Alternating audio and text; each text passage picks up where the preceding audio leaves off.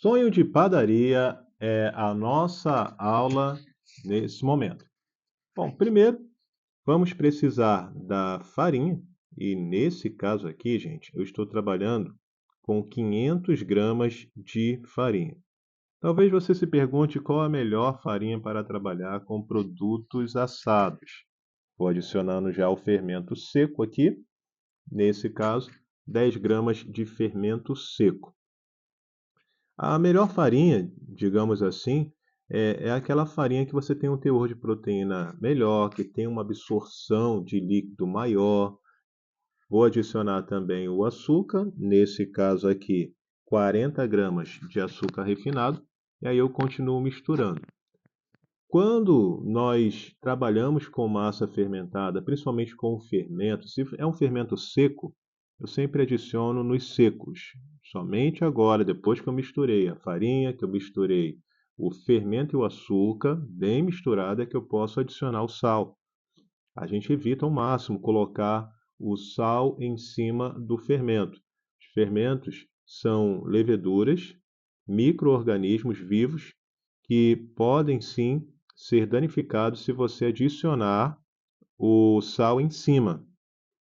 Vou colocar a raspa, colocamos a raspa ali do limão ou da laranja, se você preferir. Adicionei um ovo, em torno de 50 gramas, e também 50 gramas de manteiga ou margarina, se assim você preferir, tá bom? A água é o que é variável na sua receita. Por quê? Porque, primeiro, que você pode substituir água ou leite.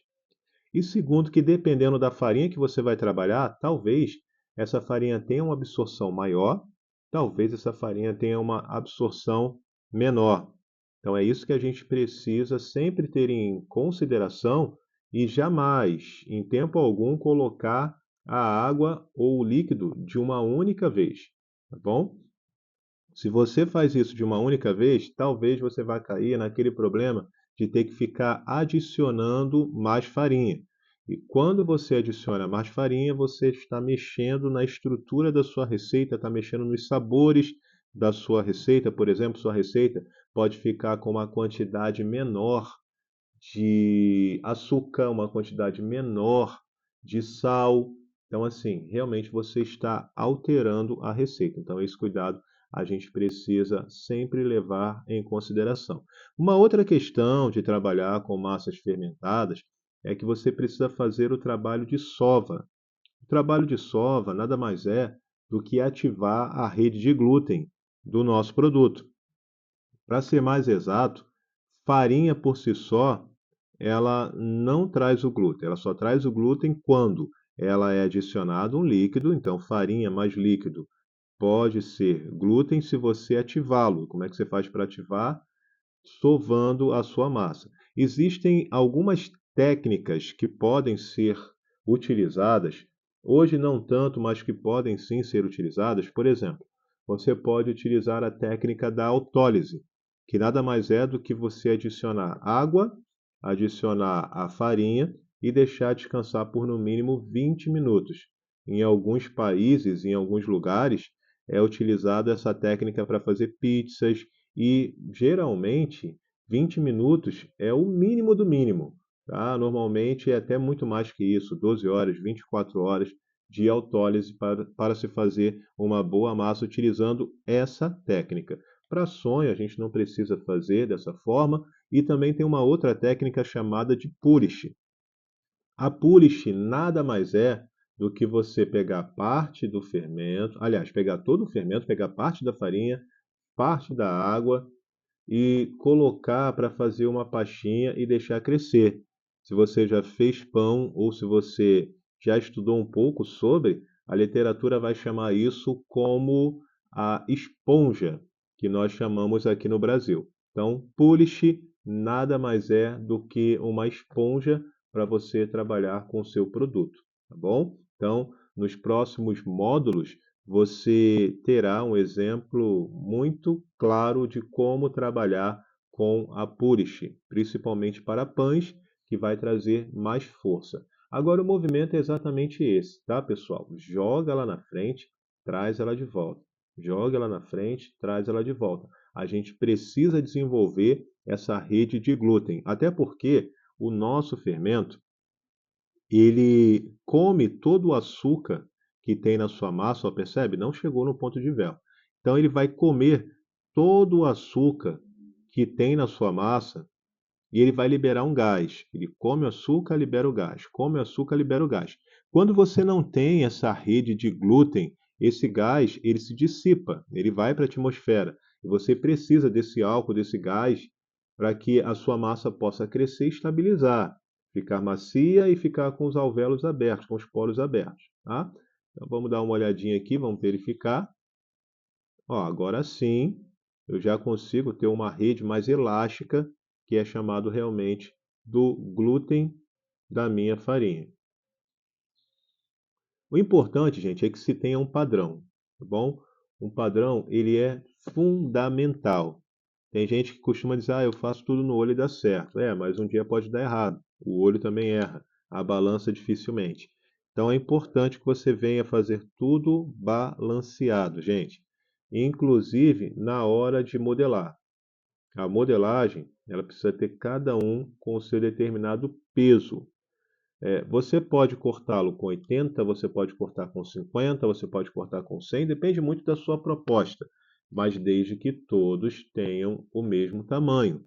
Se você vai comercializar, principalmente, imagina a pessoa chegando na vitrine dizendo, eu quero esse que é maior, né? Então não quero aquele porque aquele é menor. Então, gente, tem que realmente padronizar e para isso a gente precisa de um auxílio de uma balança. A modelagem do sonho, ela é bem simples, na verdade, né? Costumamos dizer que modelar sonho em padaria quase ninguém gosta de fazer. Fritar sonho quase ninguém gosta de fritar. Por quê? Porque é um trabalho mais minucioso. Precisa ter um pouquinho mais de lentidão na hora da cocção e também na modelagem não pode deixar aberto. E é muito simples. Na verdade, cada um aqui já com 80 gramas, ou com 50, se assim você preferir. E aí nós vamos pegar essa massa, vamos colocar na bancada e é necessário, é claro, né, usar um pouco de óleo para que você evite usar a farinha. Enfarinhar a bancada não fica legal na hora de você fazer esse tipo de modelagem, tá? Então é basicamente isso, ó, movimento circular. A gente vai rotacionando. Estou fazendo com duas, mas você pode fazer com uma só. E embaixo precisa ficar completamente liso e fechado. Professor, não consegui, o meu não ficou liso, o meu não ficou fechado. Esse é o movimento. Deixa ela correr na sua mão, rotaciona e olha como ela fica bem enroladinha. Ó, mão aberta, fecha aqui depois, encosto na bancada e vou rotacionando. Tá vendo, gente? Ó, vai rotacionando, jogando a massa para debaixo, os dedos sempre fechados, tá bom? E aí verifica embaixo se ela ficou certinha. Se não ficou, não tem problema, pode vir aqui, dar uma beliscada nela, até que ela fique toda modelada. Gente, precisa realmente fazer dessa forma. Tem outra forma de fazer, professor? Tem, até tem. Outras formas de você fazer realmente essa receita.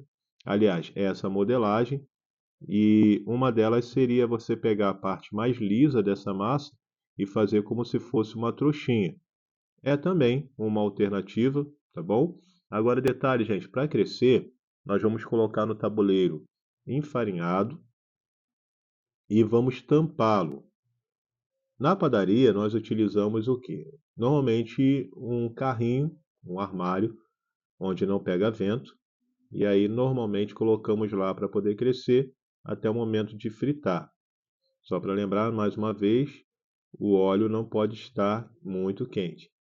A segunda forma seria essa, gente. Pega a parte mais lisa da sua massa e vai jogando para debaixo. Ó, fez uma trouxinha, você vai fechar e pronto. Tá? Essa é uma segunda alternativa, de repente, para você que tentou fazer aí dessa forma, de modelar, e não conseguiu. Então também dá para fazer dessa forma aqui, que é quando você faz uma trouxinha, fecha ela em cima e coloca essa parte da costura sempre para baixo. Quando ela começar a crescer, ela vai fechar. Sonho, gente, é uma coisa maravilhosa. Realmente é um sonho, né? Eu prefiro o sonho de doce de leite. Não sei se você prefere o sonho de creme patisserie, né? Ou o sonho de goiabada. Vou colocar aqui a farinha. Lembrando que a costura sempre vai ficar para baixo. E se você não tiver um carrinho, você pode cobrir com um pano. Pode ser um pano úmido, se você preferir. Ou se você tiver duas formas iguais, fica aí uma dica. O que você pode fazer? Cobre. Pronto, tá aqui, ó. É só deixar ela crescer normalmente. Vai depender, aí as pessoas vão perguntar, né? Normalmente vão perguntar: quanto tempo vai ficar crescendo? Gente, não existe uma estimativa exata de tempo, porque tudo depende de alguns fatores. Alguns fatores são a situação climática da sua cozinha, a situação do tempo, se está quente, se está frio, se é inverno, se é verão. Tudo isso vai influenciar. Por quê? Porque na hora em que você fizer a sua massa, é acionado uma espécie de um reloginho. Esse reloginho é a fermentação começando a crescer. Se tiver frio, vai crescer mais lento. Se tiver calor, vai ser mais rápido. Bom, e para fazer o donut, a mesma massa, dá para fazer donut, professor? Dá para fazer. Olha lá. Vou pegar a minha massa que foi cortada, vou vir aqui, ó, com um bico e vou cortar o meio. Pronto. Você já tem um donut. Tá vendo? Que lindo, que fácil. E detalhe, padronizado. Por quê? Todos estão com o mesmo tamanho. Isso é muito importante, é fundamental para que você tenha ali uma boa aceitação do seu cliente e tenha uma regularidade. Toda vez que ele compra o seu produto, ele quer chegar e encontrar novamente o mesmo produto, não é? Da mesma forma, com as mesmas características, com o mesmo sabor, com o mesmo volume, com o mesmo peso e tamanho. Então, de preferência que você faça dessa forma. Use primeiro uma balança, modele. Eu sei, tem gente que faz de outra forma, né? Tem gente que vai abrir a massa, depois vai vir com o cortador. É interessante fazer? É. Não sei se seja muito funcional. Acredito que dessa forma aqui é melhor. Por quê? Se você simplesmente abre a massa, você pode deixá-la fina, grossa, né? Então isso pode interferir um pouco aí no seu resultado final. Então, para você que não conhecia, tá aí. Essa é uma forma de você também fazer um donut com a mesma massa, tá? Massa de sonho, massa de donut, pode ser frito, pode ser assado. O tradicional é frito, tá? O assado dá para fazer? Dá para fazer, mas perde algumas características. Mas é claro, existe um público também seleto, é claro, mas existe um público que prefere o sonho já assado e não frito. Prefere o donut já assado e não frito. Mas aí fica muito a critério, você tem que entender o público que você está servindo. Porém, o tradicional realmente é ele frito, tá bom? Massinha pronta, a gente vai colocar ela para crescer. E a gente já mostra no próximo vídeo, sobre o massa a gente junta, mostrar no próximo vídeo a sequência desse nosso produto.